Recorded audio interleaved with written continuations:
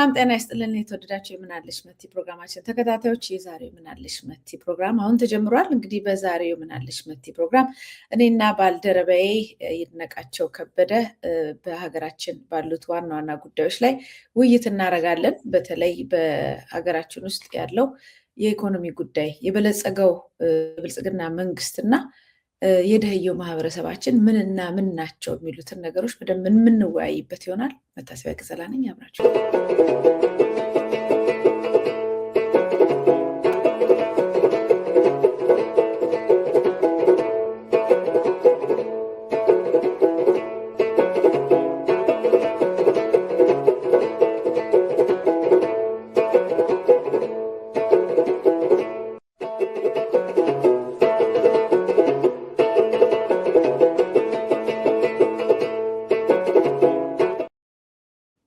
ጤና ይስጥልኝ ይድነቃቸው። እንዴት አድራል? እንዴት ውላል?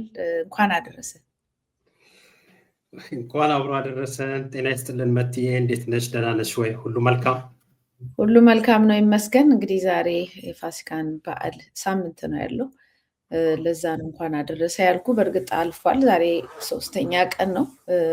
ነገር ግን በተለይ በዚህ በፋሲካ በዓል ላይ ነው የሀገራችንን እጅግ በጣም መደየቷን እና መንግስታችን እጅግ በጣም ሀብታም መሆኑን ያየንበት ጊዜ ነው። መንግስታችን ከበርቴ ነው፣ ባለሀብት ነው፣ ግብር ያበላል። ያለውን ገንዘብ ከኢትዮጵያ የተቀበለውን ገንዘብ ወስዶ ፊልም ሲሰራበት እንካችሁ ሲል መልሶ ቀምቶ አሰልፎ ሲያጎርስ ምን ሲል በቃ ቪዲዮ ሲሰራብን ነው የከረመው እና ይህን ነገር ብዙ ሰዎች እንደው የእውነት መንግስት ደግ ነው የሚለውን ነገር እንዳልተቀበሉት አብዛኛውን ነገር እናውቃለን። ከደግነት በላይ ግን ምንድን ነው እየተደረገ ያለው በሀገራችን ማህበረሰብ ውስጥ የሚለው መነጋገር አለብን። በስጋ በመመሪያ 600 ሰምተኝ ብር እንዲሸጥ መመሪያ ተደርጓል ተብሎ ጭራሽ የሚሸጡት ሰዎች ሁሉ በየሱቃቸውን ዘግተው እኛ እኮ መንግስት ራሱ በቅናሽ ድጎማ አድርጎላቸው ያቀረበ መስሎ ነበር። ለካ እነዚሁኑ ገበሬዎች በግዴታ በ650 ብር እንድትሸጡ ብሎ ነው ያስገድዳቸው። እነሱ ደግሞ አያዋጣንም ብለው ሄዱ። ሌላው ሰልፉንም የዶሮን ነገር ሁሉንም ታያለ። እንደው ጠቅላላ አድርገን ግን እኔና አንተ የምናውቃቸው ዘመናቶች አሉ። የዓመት በዓል ቫይቭ የመሳሰሉት ነገር በዚህ ደረጃ ዓመት በዓል ብርቅ ሆነበት ማህበረሰቡ በተመጽዋችነት ዓመት በዓልን ያከበረበት ጊዜ እንደው የምታስታውሰዋል? በፍጹም ወደሱ እንመጣለን መትዬ። ቅድሚያ ግን ዛሬ ልደትሽ ነው። እናም እንኳን ለልደትሽ ባልሽ አደረሰሽ መትዬ። መልካም ልደት እመኝልሻለሁ። ትጋትሽ፣ መልካምነትሽ፣ ለሰው ያለሽ ክብር አሁንም ይብዛልሽ፣ ዘመንሽ የሚለምልም እግዚአብሔር እድሜና ጤና ይስጥሽ። መልካም ልደት መትዬ። እጅግ በጣም አመሰግናለሁ። እኔ ቪዲዮውን እና እዚህ ጋር ያስቀምጥከውን ፎቶ ራሱ አላየሁትም። ጥሩ አድርገህ ትሪክ አድርገኸኛል። ሰርቡ ድንገት የፈንጠዝያ የሚለው ማለት ነው። እጅግ በጣም አመሰግናለሁ። መልካም ልደት ይሁንልሽ መትዬ። እድሜ ጤና ይስጥሽ። እንግዲህ አድማጭ ተመልካቾቻችንን መልካም ልደት እንዲመኙልሽ በዚህ አጋጣሚ ጠይቃለሁ። ዘመንሽ በሙሉ ለሀገርሽ እያገለገልሽ እየተጨነቅሽ ያለሽ ሰው ነሽና እንደው እግዚአብሔር ብሎ አንቺንም እኛንም ሁላችንም ስለ ሀገር የምንጨነቅ በጎን ነገር እንዲያሳየን መልካሙን እመኛለሁ። እድሜም ጤናም ከዚህ በላይ ይስጥሽ መትዬ። ወዳልሽው ነገር እንገባለን። እንግዲህ ኢኮኖሚ እድገት አለ ተብሎ እንግዲህ አሁን ከሰሞኑ ሚራክል የሆነ ተብሎ እንግዲህ በባለፉት ጊዜያት እናንተ አይታያችሁም እንጂ እጅግ የሆነ ታምራዊ ለውጥ ላይ ተብለን ይነገረናል። አብይ አህመድ እንግዲህ ለሱ የሚታየው ታምርና ለኛ የሚታየን ታምር የሰማይና የምድር ያህል ተራርቋል። እሱም እንግዲህ ደሃን በማደየት እየሰበሰበ በመንግስት ዙሪያ ላይ ያሉትን እንግዲህ እየጠራ አንድ ቀንም የኢኮኖሚ ሁኔታቸውን ችግራቸውን ፈቀቅ አድርጎ መፍታት ላይ ሳይተጋ ሁሌ ዓመት በዓልና የሆነ እውነቶች በመጡ ቁጥር እየሰበሰበ ወጥ እየጨለፈ ከነ ባለቤቱ እየቀለበ ወደ ምገባ እያደረግን ነው ብሎ ያሳየናል። ግን እነዚህ እንደሃ ግን በተደጋጋሚ ከዚህ የኑሮ ችግር ከዚህ ምስቅልቅል ነገር ሊወጡ የሚችሉበትን አንዳችም ነገር እየፈጠረ አይደለም። እና መቲ መጀመሪያ እንዳነሳሽው እንዶ የበፊቱን የድሮን የምንለውን እንተውና በእኔና ባንቺ እድሜ ጊዜ የነበረው የኑሮ ሁኔታና አሁን የቅርብ የ4 ዓመት የ3 ዓመት የ5 ዓመት የምንለው ነገር እጅግ የተጋነነ እጅግ በቃ ከአቅም በላይ በሆነ መልኩ ለውጦች የታዩበት ነው። ዶሮ በአቅሙ ለባህል እስከ 3000 ከ2500 ብር ጀምሮ እስከ 3000 ብር ድረስ እንግዲህ አስቢ ዶሮ የሚሸጥበት ሁኔታ ላይ ነው የተደረሰ ያለው። እንግዲህ 3000 ብር ትልቅ ብር ነበረ። እንግዲህ በፊት በምንድን ነበር የአንድ ብር በግ ተገዝቶ የሆነ ቆዳ እንዲሸጣል ሊለወጣል ምናምን የተሆነ እንሰማ ነበር። እኔና አንቺ ልጅ የሆነ በቀልድም በምናምን ነገር የምርም በጣም ብዙ ዓመት የኖርን እኮ ነው አሁን የሚመስለኝ። ምክንያቱም የዋጋውን ልዩነት ስታየው ድሮ ቅድመ አያቶቻችን እኛ በብር ከ50 በግ ምናምን ሲሉ ተስማ የዛን ጊዜ ከብዙ ዓመት በፊት ምናምን ነው የምልህ። እኔ እናንተ ግን እየመጣ ያለው ለውጥ እጅግ በጣም አስደንጋጭ። በአመታት ውስጥ እኛ ሰፈር በግ በ100 ብር ምናምን በደንብ ነበር የሚሸጠው። በ100 ብር በ150 ምናምን እኛ በደንብ ትልቆች ሆነን ማለት ነው።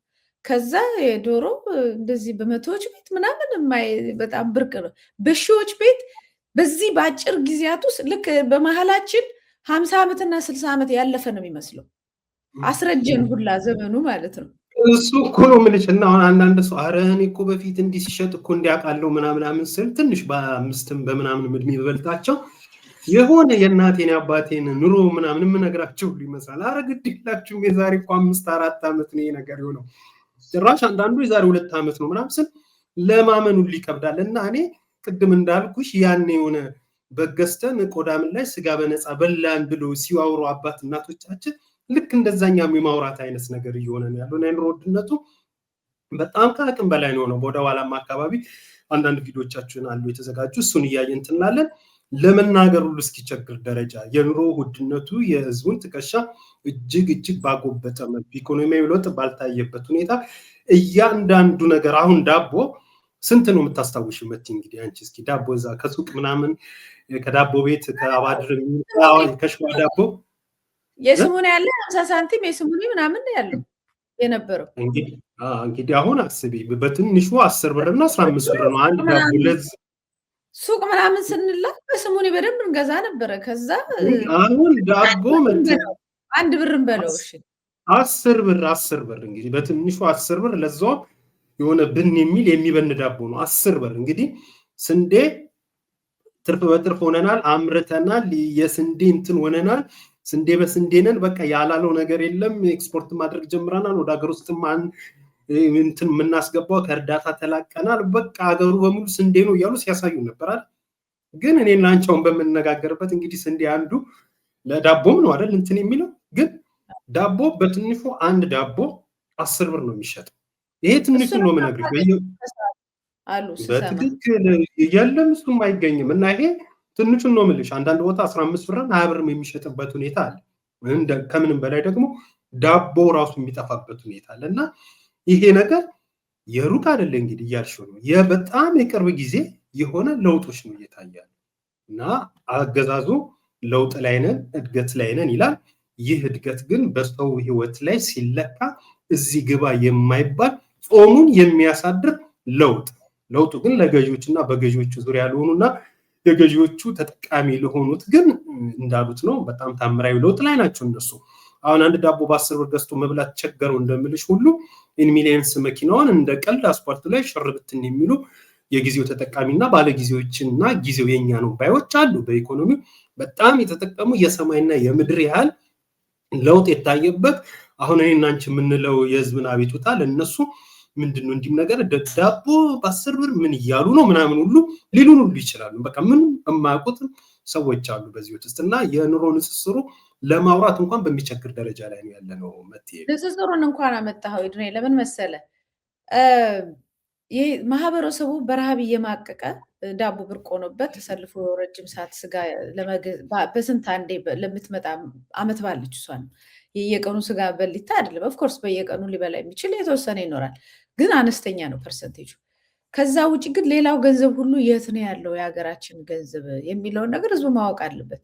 እኛ የምናውቃቸው ሰዎች ከከንቲባዋ አዳነች አቤቤም እና አብይ አህመድም እንደው አንዳንድ በጣም ይሄን ስናገረው ትላንት ሲመጡ የነበራቸውን ገጽታ ምናምን አሁን አስታወስከው?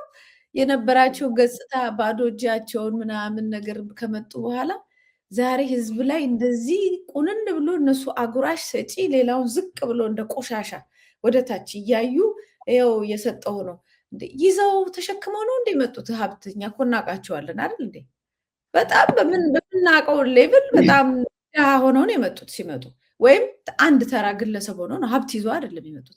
ድንገት በአንዴ ሀብት በሀብት ሆነው መሬቱ የነሱ የሀገሪቷ መሬት በመሬት ደረጃ ጠቅላላ በአብዛኛው የነሱ ነች። በተለይ እነ ሽመልስ አብዲሳ ለእነ አዳነች አበቤ አዲስ አበባ ሙሉ በሙሉ አዳነች አበቤ ነች ባጭሩ። ሰጪና ነሺ ያልተረዳናቸውም እንጂ ለካ አብይ ሲለን የነበረው ሚራክል የሆነ ታምራዊ ለውጥ የነሱን ነው ለካ። አሁን አንቺ ስትኝ እኮ ነው እና ዝም ብለን ነበር ለካ የምን ለውጥን የሰውዬ ታምራዊ የሚለው እያል እንወቅሰው ነበር። ለካ በእነሱ ላይ የታየው ለውጥ ነው። አሁን ቅድም ስትይ እንደነበረ ሲመጡ አካባቢ እናስታውሳቸዋለን። የዛሬ 7-8 ዓመት አዳነችም በይው ሽመልስም በይው ራሱ አብይም በይው ከታች እስከ ላይ ያሉት የስርዓቱ ተጠቃሚዎችና የስርዓቱ ለውጥ ታምራዊ ሆኖ የታየባቸው ለካስ ነበሩ። አሁን እኮ ስትኝ እኮ ነው ትዝ ያለኝና ለካ ዝም ብለን ነው የምንወቅሰው የነበረው። የምን ለውጥ ነው የምትለው? በደንብ ለውጥ ማነሱ ላይ ብልጽግና የሚባለውም ስምም ልክ ነው፣ በልጽገዋል። ተአምራዊ ሚራክለስ የሆነ ለውጥም አምጥተዋል። ምክንያቱም ከተራ ግለሰቦች የሀገር ባለቤት የሀገሪቷን ሀብት ጠቅላላ ጠራርጎ በመያዝ ሀገሪቷን በማስተዳደር አይደለም ጠራርጎ በመያዝ በዚህ ብትፈልግ በሁሉም አቅጣጫ በነዳጅ ገንዘብ ላይ ጠቅላላ ያለው የፖለቲከኛ ሆነው አመራር ነው። ነዳጅን በጎን እያወጣ የሚቸበችበው ከትላንት እስከ ዛሬ አሁን ባለው በጦርነት አይደለም ሁሉ ጊዜም የሚያደርጉ የወርቅ ግብይት ብትለው የመሬት ችብቸባ ብትለው በሁሉም ዘንድ እስር ቤት እንኳን ካሉ ሰዎች ጋር እኮ ጀነራሎች ናቸው አሉ የድራግ ጉዳዮችን ዲል እያደረጉ ብዙ ጀነራሎች ባለፈው መረጃ ወጥቷል። ከላይ እስከታች እንዳልከው ተአምራዊ ለውጥ ነው ያሳዩት። ሰው መስሎ ገብተው ቀጥታ ግልጽ የሆነ ውንብድናና ወንጀለኝነት ከዛ የሀገሪቷ ልክ እንደ ማፊያዎችም እንደሚያደርጉት ማለት ነው እንደዛ አድርገው ሙጭጭ አድርገው የሀገሪቷን ሀብት ይዘዋል። አሁን ጥርርግ አድርገው ከያዙ በኋላ እሱም አልበቃቸው ብለው ቁጭ ብለው ምን እንጨምርበት እዚህ ህዝብ ላይ ጣራና ግርግዳ አልበቃ ብሏቸው ገንዘቡ በቃ የገንዘብ አራራ በጣም ከብዶባቸው ማለት ነው እና ጣራውና ለዚህ ለጣራውና ለግርግዳው ለምን እንደገና አናስከፍላቸውም ማለት ከዛ ትንሽ ቆይተው የሆነ ጊዜ ላይ 1 ሚሊዮን ብር አካውንት ውስጥ ካለ ወይም የዛን የሚያክል ንብረት ካለ ለሱ ታክስ ክፈለኝ ብለው ደግሞ እንደገና መጡ። በንብረት ደግሞ እንደገና ተቀማጭ ንብረትን በምንም ታክስ ክፈለናል። የህዝቡን ገንዘብ ሙጥጥ አድርገው እያለቡት ነው ያሉት። ስለዚህ እነሱ ከበርቴዎች ናቸው፣ እነሱ ብልጽግናዎች ናቸው። ስለዚህ ብልጽግና የሚባለው ነገር ልክ ነው። ትላንትና አንዳንዶቹ አምሶሬት ዱቄት መስለው የመጡ ሰዎች ዛሬ ነገስታት ሆነዋል በኢትዮጵያ ላይ። የኢትዮጵያ ህዝብ ግን ዱቄት ሆኗል ወደታች። ትላንትና የነበረው ማለት ነው ዱቄት የምልህ በቃ አፈር ላይ የሚተኛ አፈር የሚመስል የማይበላ የመሳሰሉትን በደንብ ላስታውስ። መምህራኖች ተርቦ አይተን አናውቅም። እሺ ተወው፣ መምህራን ደሞዙ ትንሽ ነው። ሐኪም ተርቦ አይተን እናውቃለን እኛ? በየትኛውም ዘመን ሐኪም እንዲህ መጨረሻ የተከበረ ከፍ ዝቅ እየተባለ ሰው የሚያስተናግደው የተሻለ ህይወት በየሰፈራችን ያለው ሐኪም አይደለም? ሐኪም ተርቦ አላየንም? ማን ያልተራበ አለ? አሁን ተራውን ማህበረሰብ ተው። ሐኪም ከተራበ በቃ ያልተራበ ማን አለ ብለህ ከሌባዎች በስተቀር እና የተወሰነ ባለሀብቶች በስተቀር ሌላው ጠቅላላ በጣም በችግር እንደሚኖር ነው የሚያሳይ። ታዲያ ገንዘቡ ሁሉ የት ሄደ? ለሐኪም ደሞዝ፣ ለመምህራን ደሞዝ፣ ለሁሉ የሚከፈለው ያ ሁሉ የሀገሪቷ ገቢ በውጭ ምንዛሬ በእርዳታ በብድር የሚመጣው የት ሄደ ካልክ ተመልከታቸው። ብልጽግናዎች እንዴት ሀብታም እንደሆኑ ተመልከታቸው። ልክ ነሽ መቲ። አሁንም እንግዲህ ሌላ እንትን ነው ቁስል ነው ቀስቅሰሽ አስታወሽኝ። አሁን ይሄ የቅርብ ጊዜ እንትን ነው ማለት ይሄ ለውጡ ምንድን ነው ለማን ምን ትርፋ መጣ ብለን ስንል ተመልካቾቻችን የሚያስታውሱታል። የኢትዮጵያ ሰራተኞች ማህበር መቲ ደጋግመን ሰርተነዋል። አንድ ያወጣው መግለጫ አለ። ሰራተኞች የመንግስት ሰራተኞች ለቤተሰባቸውና ለራሳቸው የሚያገኙት ደሞዝ ከኑሮ ውድነቱ አንጻር በመገብ ስላልቻላቸው ትርፍራፊ ምግቦችን ከሆቴሎች መቲ ወስደው ለራሳቸውም ለቤታቸው ይመገቡ ነበር። እስከዚህ ደረጃ ደርሷል ብሎ የሰራተኛ ማህበር ኦፊሻሊ መግለጫ ሰጠ። ታስታውሻለሽ አይደል መቲ? ይሄን ነገር በደንብ አስታውሳለሁ። ሰራተኞች ለምሳ መሄድ አቅቷቸው ደግሞ ቤተክርስቲያን ውስጥ ምሳ ሰዓታቸውን እያሳለፉ ነው። ምሳ ስለሌላቸው ምንም ጨምሮበታል። ወደሱም እመጣለሁ። እዚህኛው ላይ የመጀመሪያው ላይ አሳዛኙ ነገር አሁንም ደግመን ሰርተነዋል። ያው አበሳችን እንደ ሀገር አገዛዙ ስርዓት ሁሌም አዳዲስ መከራ ስለሚጭንብን እንትን እያለን እንሄዳለን። እዚሁ ላይ ደግሞ ሌላ አሳዛኙ ክስተት ኮንፌዴሬሽኑ የሰራተኞች ማህበር ወጣና ሰራተኛው ራሱንም ቤተሰቡንም አስተዳደር ስላልቻለ ከሆቴል ትርፍራፊ ምግብ ይዞ ራሱንም ልጁንም እየቀለበ ነው ያለው። የኑሮ ችግሩና አደገኛ ሁኔታው እዚህ ላይ ነው ብሎ ለዚህ መንግስት መፍትሄ ይስጠኝ። ሰራተኛው እየተቸገረ ነው። በሚሊዮን የሚቆጠር ሰራተኛ በዚህ ጣጣ ውስጥና ችግር ውስጥ ነው ያለዋል። ከሆቴል ትርፍራፊ ምግብ መት የመንግስት ሰራተኛ በሙሉ ማለት ነው። ይሄ ነው ሲል እዚህ ጋር ነው እንግዲህ ከችግራችን ብዛት እየረሳን መጣ ያልኩሽ። ገዛዙ ስርዓት ምን እንዳደረገ ታውቂያለሽ? ሰርተንበታል እኮ መቲ። ያው ጣጣው እየበዛብን ሆነ። ምን ሆነ? ገዛዙ ስርዓት ይሄንን ኮንፌዴሬሽኑ መግለጫ ሲሰጥ በማግስቱ ወጣና ሆቴሎች ትርፍራፊ ምግብን መስጠት በደንብ ህግ ቁጥር ምናምን እንዲቀጡ ብሎ መመሪያ ወጣ። 10 ምናምን ክፋታቸው እንግዲህ ይኸውልሽ ሰራተኛው ራሱን ሊቀልብ ከሆቴል ትርፍራፊ እየወሰደ ነው ሲባል ሆቴሎች ትርፍራፊ መስጠት ማውጣት አትችሉም፣ ይሄንን የምታወጡ የገንዘብ መቀጫው መጠኑን ረሳው፣ የዚህናል ትቀጣላችሁ ብሎ አገዛዙ ህግ አወጣ። ይሄ ነው እንግዲህ ኑሮ ውድነት። ሌላው ቅድም ያልሽው ሐኪሞች፣ የመንግስት ሰራተኞች በምሳ ሰዓት ላይ የሚመገቡት ነገር ስለሌላቸው በቤተ እምነቶች እየሄዱ ቦታ ያሳለፈው ቢቢሲ ረጅም የሆነ ጥናታዊ ጽሑፍ አውጥቷል። ቅድም ስትይ ነበር። በቤተ እምነቶች ነው ሄዶ የሚያሳልፉት፣ የሚበሉትን ምግብ አጥተው። መምህራኖች በዩኒቨርሲቲ ውስጥ ማለት ነው ከተማሪዎች እኩል እየተሻሙ ነው የሚበሉት፣ ለተማሪ የተዘጋጀውን ምግብ ጭምር። ማደሪያው ሁሉ ጠፍቶ በቀን ስራ ላይ ሁሉ ተሰማርተው ባላቸው ክፍት ሰዓት ላይ በቀን ስራ ተሰማርተው በሸክም በድንጋይ ፈለጣ በሌሎች ነገሮች ላይ ስራ ተሰማርተው ከዩኒቨርሲቲ መምህር ማለት ነው ከዛም የሚያገኘውን ገንዘብ ከዚህ አድርጎ ቤቱን ለመደጎም ጥረት እያደረገ ነው። ቅድም ደግሞ ምን ስትይ ነበር አንቺ ራሱ መቲ? የቅርብ ትውስታችን ሐኪሞች ራበን ብሎ አደባባይ ላይ ወጡ። ራበን ሐኪም እንዲህማ አትሉም ብሎ ጨረጋግዶ አሰር። ድምፅ ሆነን ያሁሉ ያየነው ነገር እናያለን። እንግዲህ እንደዛ አይነት አበሳ ሰራተኛው የቤት ክራይ መክፈያ ሁሉ አጥተው፣ መምህራኖች በዩኒቨርሲቲ ዶርም ውስጥ ኑሮ ሁላቸውን ቀልሷል። በቤተ ክርስቲያን ውስጥ በመስጊድ ውስጥ ይሄ እንግዲህ የሆነው የዛሬ 3 ወር 4 ወር በፊት ስናወራው ስንናገረው የነበረ የኢትዮጵያ ታየ የተባለው አብይ አህመድ ወጥቶ ያገዛው ስርዓት ወጥቶ ሁሌ ታምራዊ ለውጥና እድገት ላይ ነን ያለነው፣ አይናችሁን ገልጣችሁ አታዩም እንጂ እንደውም እኛ የለውጡ ኃይሎች ቃል በቃል ያለ እየታየ ያለው ሚራክል የሆነው ታምራዊ ለውጥ ለኛ ለለውጡ ኃይሎች ራሱ እስኪ ደንቀን ድረስ ከገመትነው በላይ ለውጥ ላይ ነን አለ። እንግዲህ ቅድም ያለው ለሚዲያ ፍጆታ ብለን አይደለም የምናወራው፣ መሬት ላይ ያለው ሐኪም ተርብ ያለው ዳቦ መብላት አልቻልኩም ብሎ አደባባይ ወጣበት። መምህራን ከተማሪዎች እኩል ቁጭ ብለው የተማሪ ምግብ የሚመገቡበት፣ የቤት ክራይ መክፈል ስላልቻሉ በየዶርም ውስጥ የሚተኙበት፣ ምሳ ሰዓት ላይ መንግስት ሰራተኞች ከቤታቸው ስንቅ ይዘው ምሳ ይዘው ሄደው መብላት ስለማይችሉ ወይ ሆቴል ውስጥ መብላት ስለማይችሉ በተለያየ የቤተ እምነቶች እየሄዱ ተኝተው የምሳ ሰዓታቸውን አሳልፈው መልሰው ወደ ቢሮ እንደሚገቡ ሁሉ ይህ ሁሉ የሆነው ኢትዮጵያ ውስጥ ነው። ይህ ሁሉ የሆነው የዛሬ 5 ዓመት 10 ዓመት 20 ዓመት ወደኋላ የምንለው አይደለም። በዚህ በባለፉት 8 ዓመታት በተለይ በባለፉት 6 ወር 7 ወር 1 ዓመት ውስጥ በኢትዮጵያ ውስጥ የታየ የኢኮኖሚ ድቀትና ህዝቡን ምን ያህል መከራ ውስጥ የከተተ ማሳያን ጭምር ነው። ይሄ ለማለት ነው መጥዬ ባነሳሽው ሐሳብ ላይ።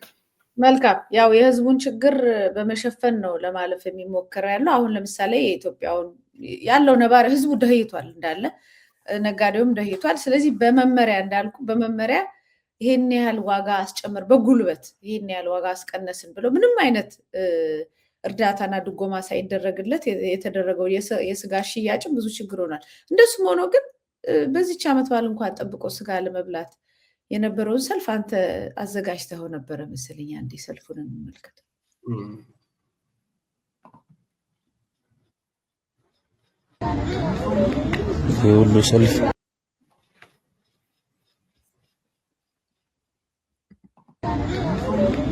የሁሉ ሰልፍ የስጋ ሰልፍ ነው እንግዲህ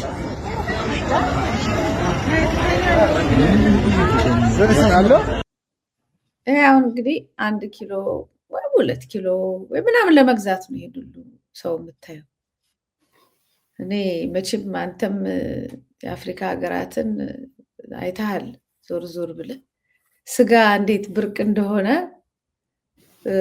ብርቅ እንዳልሆነ ዶሮ እንዴት ብርቅ እንዳልሆነ የትም ሩቅ ሳንሄድ ብዙ አፍሪካ እግዚአብሔር ያሳይሽ መቻውን ስጋን በእንዲህ መልኩ በወረፋ ኢትዮጵያ ውስጥ ስጋ ለመብላት ወረፋ ተያዘ ቢባል እንደውም ማን ያምናል? ስጋ መንግስት የሌለ ዋጋ መደበ። ይሄ ዋጋ ለሻጮችም የሚያዋጣም አይደለም። በየሸማቾችና በየስጋ ቤቶች አከፋፍላለሁ አለ። በአዲስ አበባ ውስጥም ሆነ በተለያዩ አካባቢዎች ባሉ ከተሞች ላይ ይህ ስጋ እንደዛ መንግስት ባወጣው በጀት የሚያከፋፍል ጠፋ። አሉ የሚባሉት የሸማቾችና አከፋፋዮች የተወሰነ ቁጥር ነበራቸው። ሰው ደግሞ እውነት የተባለው እንደሆነ ካገኘው ብሎ ሌሊት ማልዶ ወጥቶ ይሄው ስጋ በተባለው ዋጋ አገኛለሁ ብሎ ሄደ። ግን የሚያሳዝነው ነገር ስጋውም የለም፣ ሱቆቹም ዝግ ነው የሆነው። ሰው ወጥቶ ስጋን ለመግዛት በዚህ ደረጃ ሰልፍ የሚታሽ እንግዲህ ይሄው ማስታወቂያው እዚህ ለምንድን ነው የሚለው ለወረዳ 02 ነዋሪዎች በሙሉ ሁለቱም ስጋ ቤቶች ተከራይተው የነበሩት ስጋ አቅራቢዎች ዋጋ በ650 ብር መሸጫ ምንድነው መሸጫ አያዋጣንም፣ የኪራይ ውሉ ይቋረጥልን በማለታቸው ለፋሲካ በዓል የስጋ አቅርቦት ስለሌለ ሌላ አማራጭ እንድትጠቀሙ እናስታውቃለን። እንግዲህ ይታይሽ መንግስት ዘይላ ከራታችን እንደሆነ ብቻ ተመልከተው። አሁን ይሄንን ነው እንግዲህ እኔ ካድሬዎቹ ምናምን መቼም ይሄ መንግስት ጥሩ ሰርቷል የሚሉት መቼም እንዴት ማንን እያዩ እንደሆነ አላውቅም። ልክ ነው ሎጅና ምናምን እንዴት አድርገን ነው እኔም አንተም ሰው የሆንን ሰዎች እንዴት አድርገን ነው የህዝቡን ይህን መንከራተት በሎጅ ልንሸፍነው የምንችለው? እስቲ ለምን ካልበላ የሰው ልጅ የመጨረሻው ነገር ምንድን ነው? ሎጅ ውስጥ ራሱ ተፈቅዶለት እንኳን ሄዶ ቢተኛ ረሃብ ይታገሳል። በልቶ ግን ጎዳና ላይ ቢተኛ ሰላም ያድራል አይደለም? ምንም ቢሆን ህይወቱን ያተርፋታል። አለዛ ግን በረሃብ ይሞታል። ሎጅ ውስጥ ባለመተኛት ሽርሽር ባለመሄድ ግን የሰው ልጅ አይሞትም። የሰውን ልጅ ሞትና የሰው ልጅ ህይወት በዚህ ደረጃ ያቀለሉበትን ነገር ነው። ያው ማህበረሰቡ በዛም በዚህም እያለ ይናገራል። እሱ ብቻ አይደለም። አሁን የሀገሪቷ ኢኮኖሚ ነው። አሁን እኮ የበለጸጉት ብልጽግና ፓርቲዎች ብቻ ናቸው እንጂ ሀገሪቷ አይደለችም። ኦፍኮርስ ሀገሪቷ ብትበለጽግ በተወሰነ ደረጃ ማህበረሰባችንም ትንሽ የሆነ ነገር ላይ ታየዋለን። ማህበረሰቡም ነጋዴው ምንም ሀገር እንደ ሀገር እየደህየች ነው። ቡድን ነው እየበለጸገ ያለው። እንግዲህ ትላንትና ገበሬው ምን ብሎ ለፍቶ እንኳን የሚሸጠውን ነገር ወደኋላ እንዴት እንደተመለስን ተመልከቱ። እንግዲህ ከአዲሱ ሚራክል ከሆነው ለውጥ ጋራ ይህንን ኑሮ ይህንን ዘመናዊ እድገትና ወደኋላ ወደ ጋርዮሽ ስርዓት የተመለሰውን ኑሯችንን እንደው ለማሳየት የተወሰነ ቪዲዮች አምጥቻለሁ። መልካም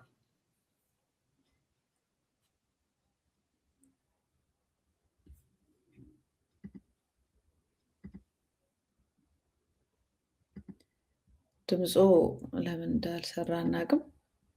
ይሰራል። አሁን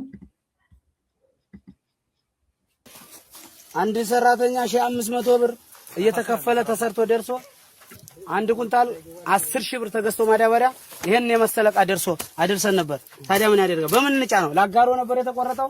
ይሄው የምታዩት 65 ኩንታል ነው የተቆረጠው።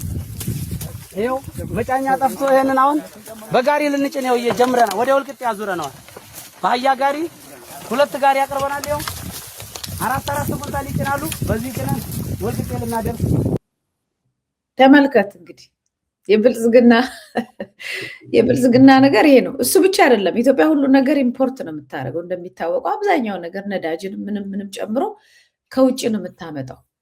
እንደው ምን አለበት ብታመርት? ኢትዮጵያ አምርታ ወደ ውጭ መሸጥ ብትችል ሰራተኛው ብዙ ሰው ስራ ያገኛል፣ የውጭ ምንዛሪ ይገኛል፣ ሀገር ታድጋለች ይባላል አይደል? ተወሱን ከውጭ የሚመጣውን የሚያመጡት ሰዎች ራሱ ነዳጁንም ቢሆን ምንም እነሱ ራሱ ተንከራተዋል፣ መሄጃ አጥተዋል። እዚህ ላይ አንድ ውይይት ላይ ያቀረቡት ሀሳብ አለ።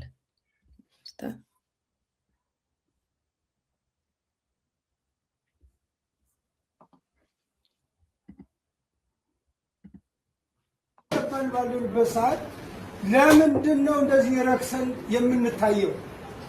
ወንድማችን እግዚአብሔር ያክብርልን። አክብረን መታል።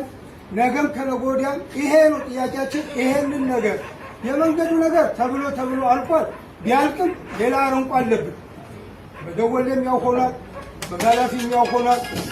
የነዳጅ ጭነት መተን ደግሞ ይሄን እዚህ ቦታ ላይ እንደዚህ የምንሆነውን የምንንከራተተውን አላግባብ ወጪ ውስጥ ያለን አላግባብ በዚህ በሴፍቲ ባልተሟላበት ሰዓት በሽተኛ የሆንን እየሄድን ነው።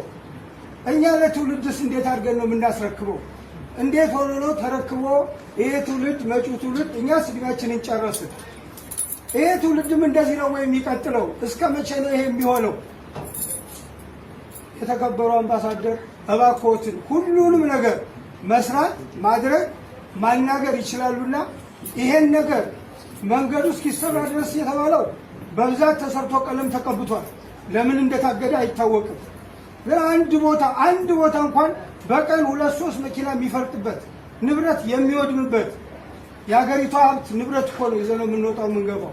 የኛ አንድ ጊዜ ተፈርዶብናል። አዋራን ብንበላ ያልበንም ውሃን ባንጠጣ ምላሳችን ከትናጋችን ጋር ተላጥቆ ብንሞትም ችግር የለውም።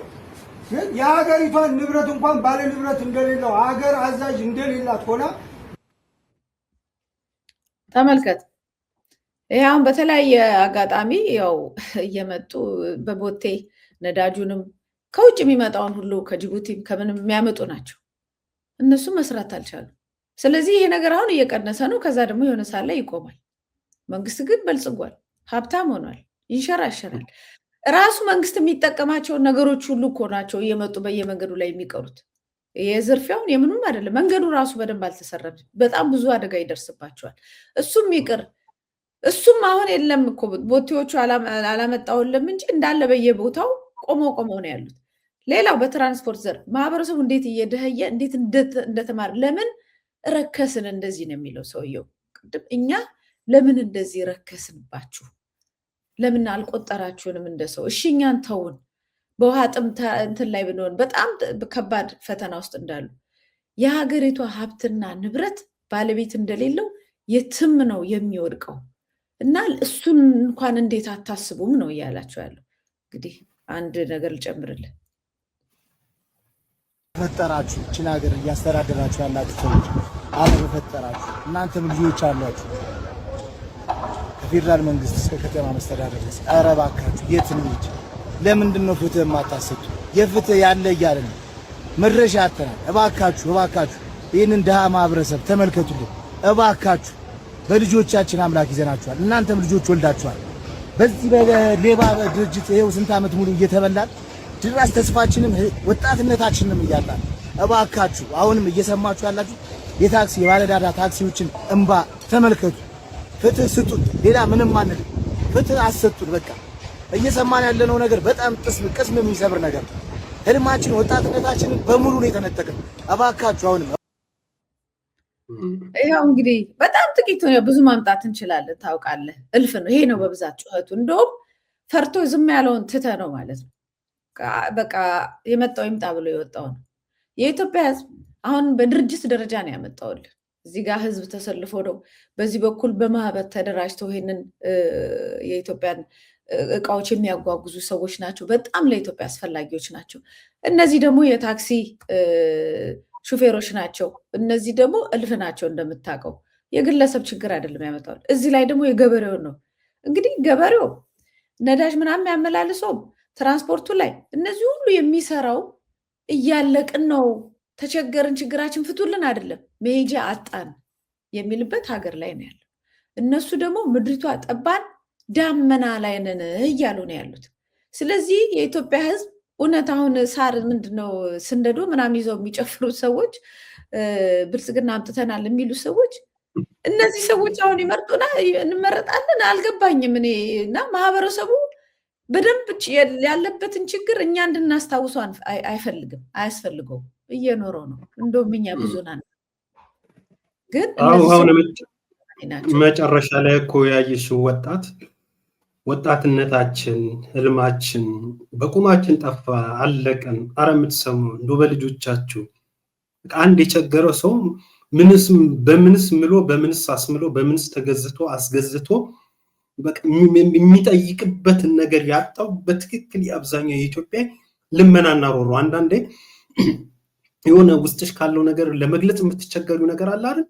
አሁን መንግስትን እንደው አሁን የልጁን በቃ ምን ያህል ችግር ውስጥ የኢትዮጵያ ህዝብ እንደገባ ማሳያ ነው። እንደው በልጆቻችሁ ይሁንባችሁ ባለስልጣናት። የመጨረሻው እንግዲህ ይሄ ደፍሮ ወጥቶ ለሚመጣበት ነገር ኃላፊነት ወስዶ ነው። ምናልባት ይህን ነገር በማለቱ ነገ ተነገ ወዲያ ካገዛዙ ስርዓት ባህሪ አንጻር ሌላም ነገር ሊደርስበት ይችላል። ይሄ ልጅ በአደባባይ ወጥቶ ይሄንን ይበል እንጂ በየቦታው በየጓዳው ያለው አበሳው ሌላ ነገር ነው። እንዳልሽው ነው። የመምህራንን አየን፣ የሐኪሞችን አየን፣ ገበሬዎችን አየን። አምርቶ ሽንኩርት ቅድም ባየነው ቪዲዮ ላይ እንግዲህ እኛ ዝም ብለን የምናወራው ነገር አይደለም። ሽንኩርቱን አምርቶ ምን እየደረሰበት ያለውን መከራ አየን። ይሄ ቅድም ደግሞ እኛ ሰውዬ አየነው በስብሰባው ላይ በተደረገው ለአምባሳደሩ ባደረጉት ጥሪና ልመና ከመንገድ ጋር ተያይዞና ካለው ከመሰረተ ልማት ጋር ተያይዞ ምንድነው ያሉት ሰውየው? አሁን እኛ የኛስ ሆነን እዚህ ችግር ውስጥ ነው። እኔ የምጠየቀው ግን የትውልድ ጥያቄ ነው ይላሉ መቲ ቅድም ስንሰማቸው። ለትውልድ ነው። ለትውልዱ ምንድነው የምናሻግረው? በቃ እንደ ሀገርማ ኪሳራ ውስጥ ገብተናል አይነት ነው ሐሳቡ። እንደ ሀገር ብዙ ነገር ሆነናል። ምናልባት እኔ መሆኑ አላቅም። እሳቸው በጣም ችግሩን አበሳውን በቃ ብለውት አልቻሉትም። አሁን እያሉ ያሉት ምንድነው እኛ ሰውዬ የኔ ሲቀር ለትውልዱ ነገ ለነገ ወዲያ ለሚመጣው ትውልድ ምንድነው የምናስተላልፈው? የምጠይቀው የትውልድ ጥያቄ ነው ይላል። እዚህ ጋር ደግሞ ወጣቱ ደግሞ ምን ይላል? ህልሜም እድሜሄም ሁሉ ጠፋ ተበላሸ፣ ህልማችን ተበላሸ፣ እድሜያችን ጠፋ፣ አረ የሰሚ ያለ ተቸገርን እያለ ነው ያለው። ከሊቅ እስከ ደቂቅ ከስራ ባህሪያት የተለያዩ ባህሪያት ከወንድ ከጾታ ካለው ሁሉ ነገር እንግዲህ ባለችን በዚህች አጭር ሰዓት ውስጥ ለማሳያነት ነው ይሄን ያመጣነው። ይሄ ያሳየነው ነገር ግን በእያንዳንዱ ቤት የነገሩ ሁኔታና የመጠኑ ልዩነት ካልሆነ በስተቀር የሚታይ መሰረታዊ ችግር ነው። እንግዲህ በእንደዚህ አይነት ችግር ውስጥና በእንደዚህ አይነት አበሳ ውስጥ እያለን ነው መንግስት ነኝ የሚለው አካል ምንም እንዳልተፈጠረ አድርጎ ፌሽታ በፌሽታ በአደባባይ ላይ በሚታዩ ብልጭልጭ ነገር በመንገድ ፏፏቴዎች፣ በአስፓልቶች፣ በሪዞርቶች፣ በተለያዩ ግንባታዎችና ውበቶች ላይ ተጠምዶ የምናየው በእርግጥ ምንድነው ሁሌ ላይምሮ ንገረው በልጽጋሃል አድግሃል የሚል የምንለው ነገርም እኮ አለ እኮ። ብልጽግና መር የሆነ ሃይማኖታዊ መንግስት ስለመኖሩ ብዙ ነገር እየተናገርን ነው ያለነው እና እነሱ አይምሮ ላይ ሌላ ነው ያሉት። በእነሱና በዙሪያቸው ላይ ያሉት እንደሚሉት በልጽጓሉ። ቅድም እንዳልኩሽ የዚህ ሽንኩርቱን ያስተማሪው የመምህሩ ይሄ እድሜ ተበላ ስለሚለው ወጣት ለነሱ ጉዳያቸው አይደለም። ይህን ሚሊየንስ በደቂቃዎች በሰከንዶች ውስጥ በሚያስፈልጋቸው ነገር ወጪ የሚያደርጉ የሚያስፈልጋቸው ነገር ገቢ የሚያደርጉ የስርዓቱና የስርዓቱ ተጠቃሚዎች አሉ። ሀገር እየታመሰችው ያለው ይሄ ነው። ለነሱ ምንም ለአብዛኛው ሙሉ ለሙሉ በሚቻል ደረጃ የኢትዮጵያ ኑሮ ግን አሁን ማስረጃነት ያቀረብሻቸው ቪዲዮዎችና የምንሰጣቸው ሐሳቦች ነው። እኛ ሰዎች የተናገሩትን ይሄንን አሉ አልን እንጂ ከኛ በላይ እኮ ችግር እኮ ራሱ ሰው እየተናገረ ነው ያለው። ይሄ ነገር ግን ለመንግስት አይታይም። ይህንን ችግር ለመፍታት ፍላጎቱም እቅዱም የለው። ምናልባትም አሁን እዚህ ጋር የታዩት ቪዲዮዎች ላይ የታዩ ሰዎችን በአገዛዞቹ ወንበር አስጠባቂዎች አማካኝነት በየቤቱ በየስራ ቦታ ሄዶ አፍነው መከራ ስቃይ ሊያሳይ ይችላል። ይህንን ችግር ግን ለመፍታት ምንም ደንታም የለው። ይሁን እናንቺ እንዲህ እየተነጋገርን ባለንበት ከትላንት ምሽት ጀምሮ እስከ ዛሬ ያለንበት ታምራዊ ለውጥ ነው፣ አሰብ ነው፣ ወደብ ነው፣ ሌላ ዓለም ውስጥ ሌላ ታምር ውስጥ ነው ያለ። ሰውየው ምንድነው የሚለው? ችግርን አንፍራ፣ ጦርነትን አንፍራ፣ ምስቅልቅልን አንፍራ። በጦርነት ውስጥ እንዴት ተጠቃሚ እንደምንሆን በችግር ውስጥ በመዓት ውስጥ እንዴት ተጠቃሚ መሆንን እንዴት እንደሚያስብ አላውቅም። የዓለም ስጋት አሁን ለምሳሌ ከዚህ ጋር ያያዝ የኢኮኖሚ ችግር አይኖርብንም። በዓለም ላይ ጦርነት ቢከሰት የሆነ ነገር በዛ ጦርነት ውስጥ በዛ ችግር ውስጥ እኛ ተጠቃሚ የምንሆንበትን እድል ነው መፍጠር ያለብን፣ እድላችን ነው ማየት ይለናል። ይኸው በአሜሪካና በእስራኤል ምክንያት ያ ነገር እንደ ዓለም መጣ። ከዚያው ሰውየው ባለው ንግግር እንኳን ተነስተን ብልሃል አብይ እናተርፋለን፣ እንጠቀማለን፣ በችግር ውስጥ በአበሳ ውስጥ በመከራ ውስጥ ነው መጠቀም ያለብን ብልሃል።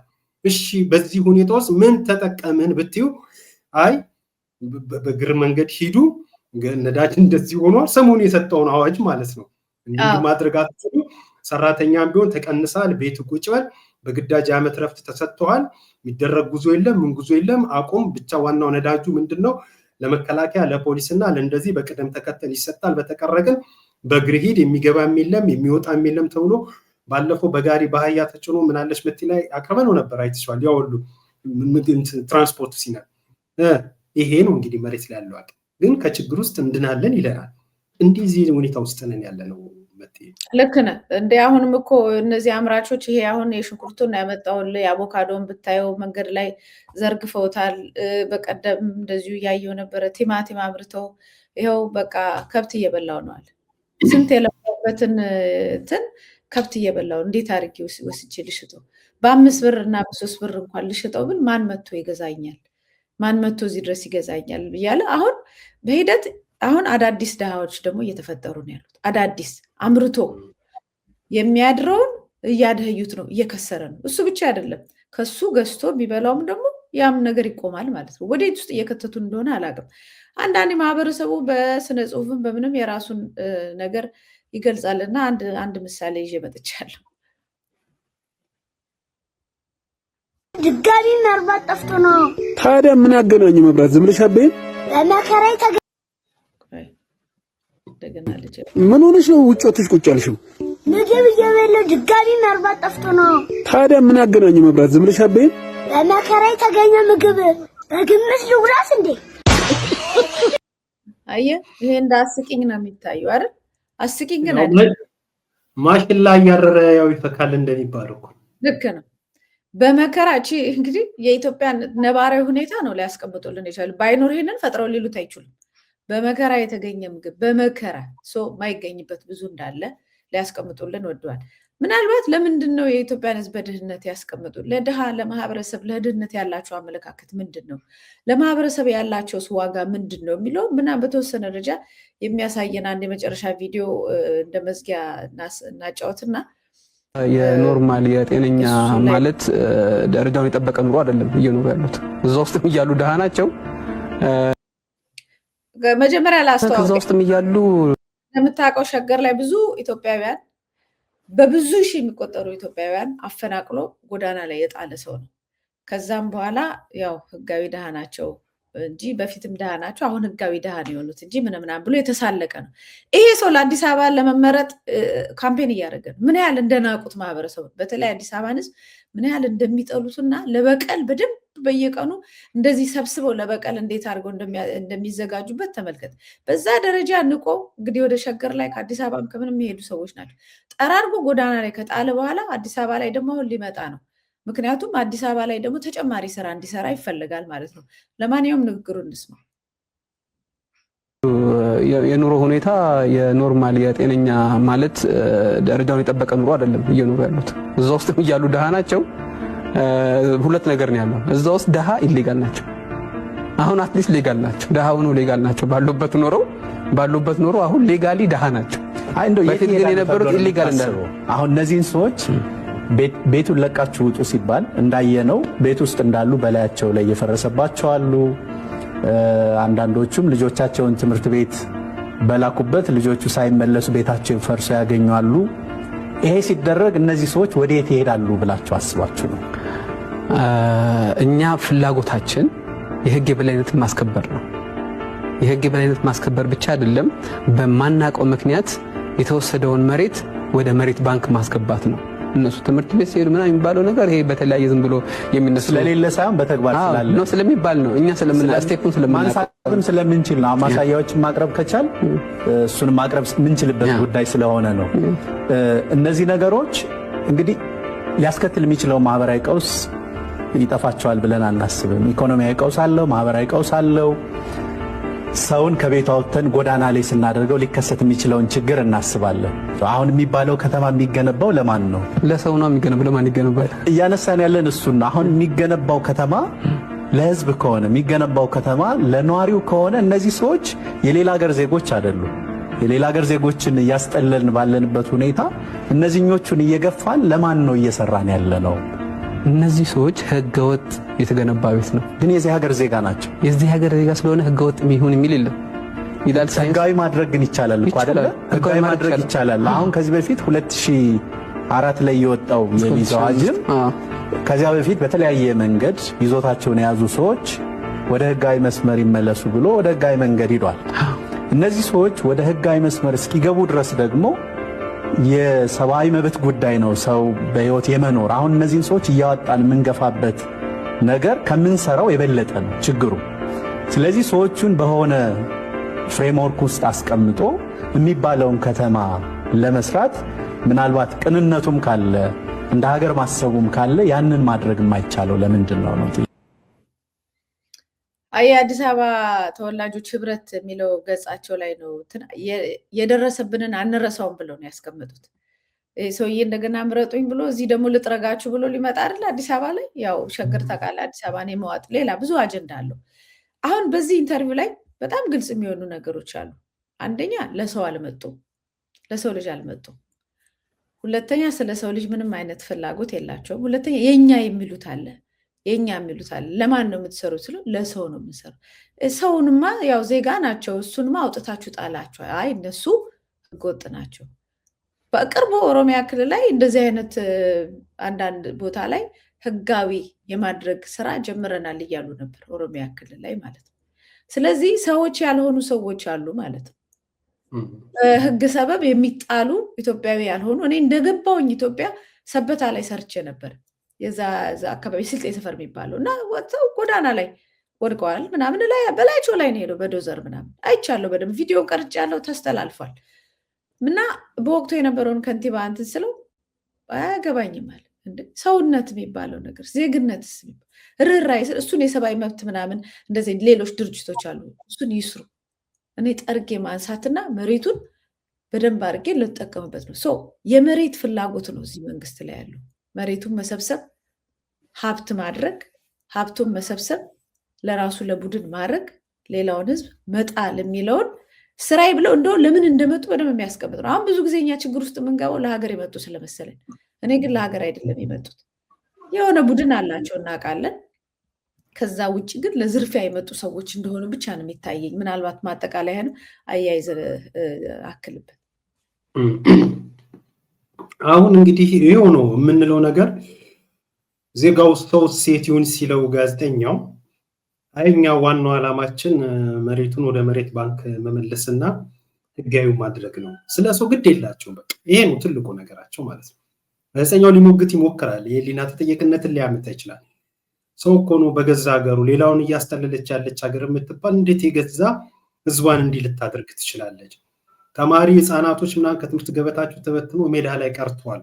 ሰውየው ለዚህ ግድ የለውም።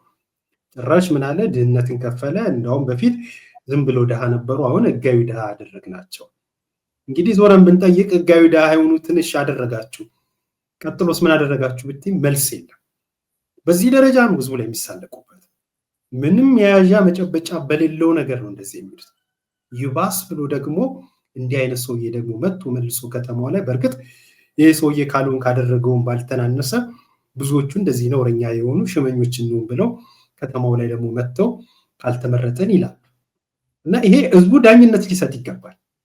ባለው አጋጣሚ ባለው በሚችለው መልኩ እንደዚህ አይነት ነውረኞች የሆኑ ለንግግራቸው፣ ለስልጣናቸውም፣ ለኃላፊነታቸውም፣ ለህሊናቸውም ተጠያቂነት የሌለባቸው እንደዚህ አይነት ነውረኞችን በተመለከተ ህዝቡ የራሱን ፍርድና ብይን ሊሰጥ ይገባል። በቻለው አቅም ማለት ነው፣ በሚችለው መልኩ። አሁን ይህን ሰውዬና ስርዓቱን እንግዲህ እኛ ምን ማለት እንችላለን? ይኸው እዚህ ጋር በግልጽ እያየ ነው። እኛ አይደለም የምንጠይቀው፣ ራሱ እዛ ያለው ሚዲያ ባለሙያ ነው እየጠየቀ። አረ ሰው ይቀድማል ይላል። መሬቱን እኛ የምናስቀድመው ቃል በቃል እኛ የምናስቀድመው መሬቱን ወደ መሬት ባንክ ይቅርታ መመለስና እንዳሁንም ህጋዊ ማድረግ ነው። ቅድሚያ የምንሰጠው ይህንን። አረ ተማሪዎች እኮ ከትምህርት ገበታ ወጥቶ ሰውም እኮ ጎዳና ላይ ወጣ፣ አይ እሱ የሚባል ነገር ነው አያሳስብም እንደዛ ነገር ብሎ ይመልስለታል። በቃ ይሄ ትክክለኛ የስርዓቱ መገለጫ ነው። እስካሁን ስንለው የነበረው ነገር ከደሃ ጋራ ከህዝብ ጋራ ፍላጎትም እቅድም የሌላቸው የሚሉትን አይነትም ለውጥም ማምጣት የማይችል ስርዓትና የስርዓት አራማጆች በኢትዮጵያ ላይ እንደተጫኑ ይህ ነገር እስካሁን ስንለው የነበረው ትክክለኛ ማሳያ ነው የሚሆነው። ወደ ኋላም ሄደው የቀረበውን ፕሮግራም ሰውየው ያደረገውን ንግግር ተመልክተው እስካሁን የመጣንበትን ሂደት የፕሮግራሙን ይዘትን አይተው የፕሮግራማችን ተመልካቾቻችን የራሳቸው ዳኝነትን እንዲሰጡ ነው። ለእነሱ ነው መልሼ ነው ጥያቄ ተነመረው መጥቴ በዚህ በቀኝ ይሻላል። እጅግ በጣም አመሰግናለሁ ይድነቃቸው። እንግዲህ ቀሪው ቀን የተባረከ እንዲሆን ከወዲሁ ምስጋናዬን ደግሞ ሃፒ በርዝዴይ ስላልከኝ አመሰግናለሁ። ብዙ ማከብርም ሰው አይደለም፣ ነገር ግን አስታውሰህ ስለመረከኝ እጅግ በጣም አመሰግናለሁ። ክብረት ይስጥልኝ መቴ። አድማጭ ተመልካቾቻችን ለዛሬው ያልነው ይሄ ነው። የደለበ ሀብታም የሆነ የበለጸገ መንግስት እና በጣም የደህየ መሄጃ ያጣ መብቱን የተቀማ ማህበረሰብ እስከ መቼ በሚጠሉ ማህበረሰብ ትገዛለህ? እስከ መቼ በዘረፉ ማህበረሰብ ተቀምጠ አንተ በድህነት ትማቅቃለህ? ውጤቱንና መፍትሄውን ለራሱ ለህዝብ ጥለናል። ለዛሬ በዚህ ፈጸምን። ዳግም እስከምንገናኝ ሰላም ቆዩ።